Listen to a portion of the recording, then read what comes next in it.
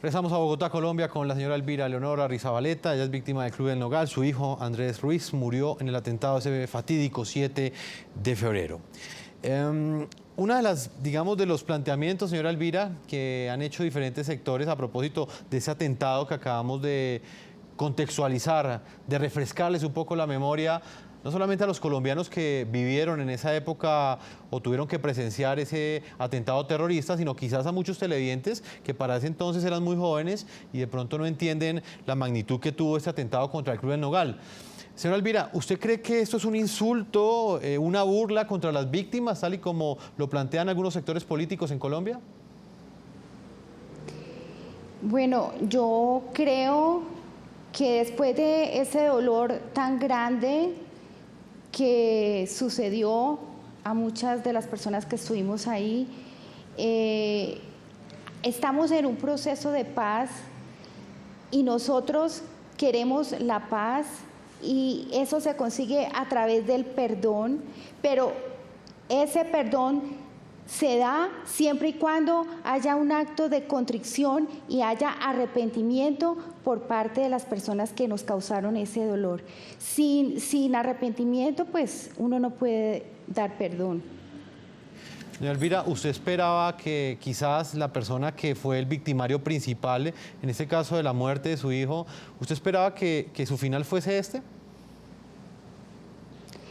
Bueno, a mí sí me gustaría que por lo menos ellos reconocieran que han hecho mal, que no han actuado como debe ser, que si han cometido un error, se sometan a la justicia.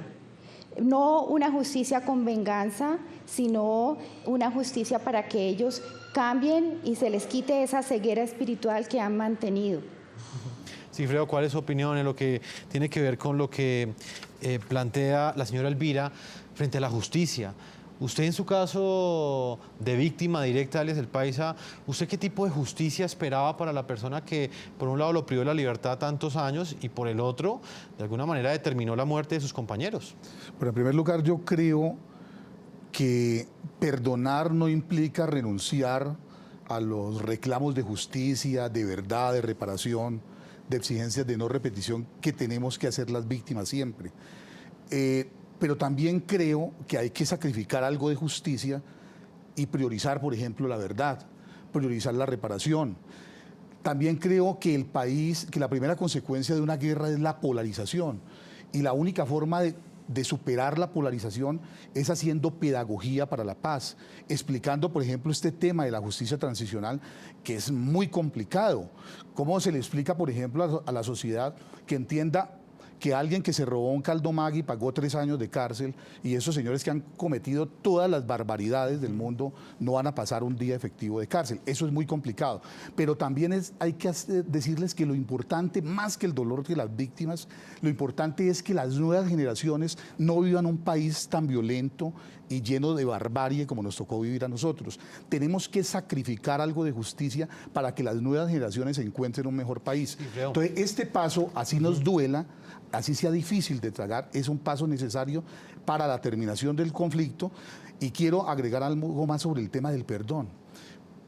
El conflicto puede terminarse sin mediar perdón, pero la paz es imposible alcanzarla sin lograr ese perdón. Y el perdón, una cosa es el perdón individual que hace la víctima cuando sufre un daño, hace su duelo y decide perdonar para seguir adelante y superar. Sí, Fredo, pero sí. Un minutico más para decirle, pero una sociedad que ha sufrido más de 50 años de guerra, donde tiene millones de víctimas, ya el perdón alcanza una dimensión política y colectiva. Y ese perdón colectivo sí exige que el victimario tenga la entereza y esté a la altura histórica de pedirle perdón a sus víctimas, tal como ocurrió en Sudáfrica, por ejemplo. Y hasta ese momento eso no se ha dado. Pero, Sigifredo, frente a eso que usted plantea, ¿usted qué opinión, por ejemplo, le merece este argumento? Usted habla de la paz que merecen las generaciones futuras, pero al mismo tiempo muchos creerían que si no hay una acción efectiva de la justicia, una justicia que realmente signifique algún tipo de condena contra esa persona que ejecutó estos crímenes.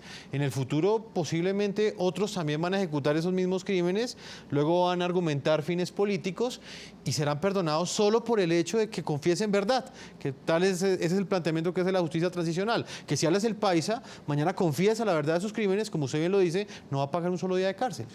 Bueno, la justicia transicional implica también unos mínimos de justicia.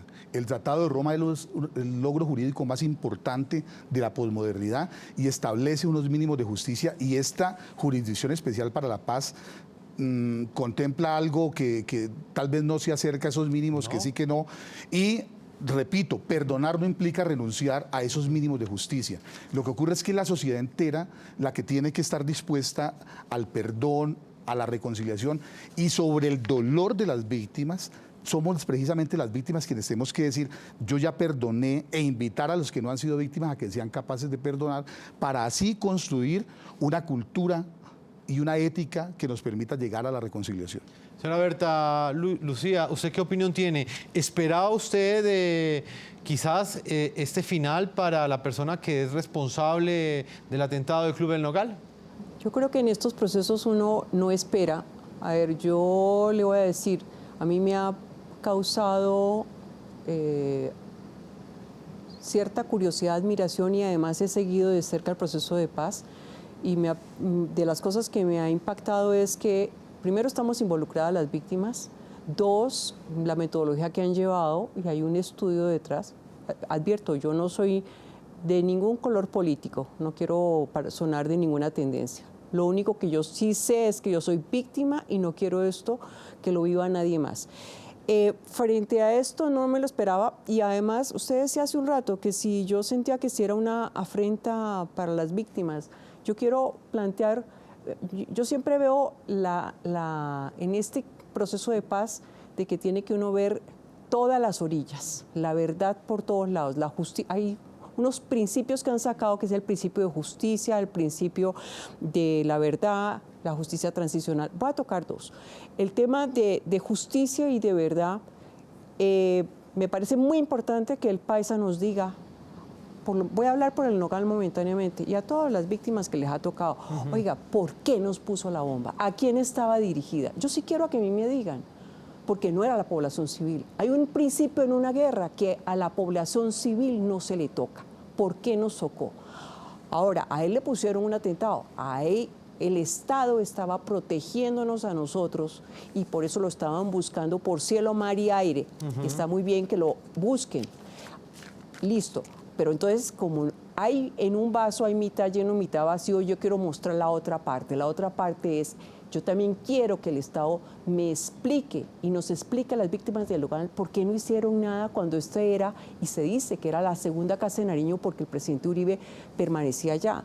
Se dice que la ministra Marta Lucía Ramírez dormía en el hotel del Nogal días antes de la bomba porque la habían amenazado. ¿Por qué no fue a dormir a las caballerizas, a algún sitio distinto donde están los militares?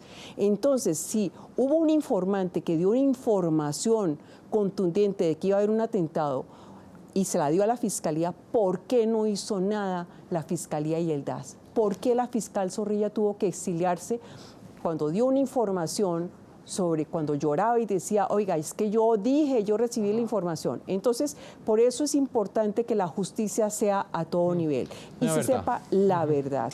Y en cuanto a la justicia transicional, hay unos mínimos, estoy de acuerdo con Sigifredo, y yo sí creo que hay una falta de claridad en este proceso de paz. Yo sí entiendo de que sí va a haber cárcel, y sí va a haber una justicia que va a apretar tornillos, que a nosotros algunos nos va a parecer poco para la cantidad de crímenes, es cierto, pero esa es parte de la negociación en un proceso de guerra.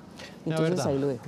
Vamos a hacer una primera pausa comercial. Estamos conversando con 3 víctimas directas de alias El Paisa, analizando la incidencia de la presencia de este cabecilla criminal en los diálogos de paz que se adelantan entre el gobierno colombiano y las FARC en La Habana, Cuba. Una pausa y ya regresamos a la segunda parte de este programa La Noche. Ya regresamos con La Noche.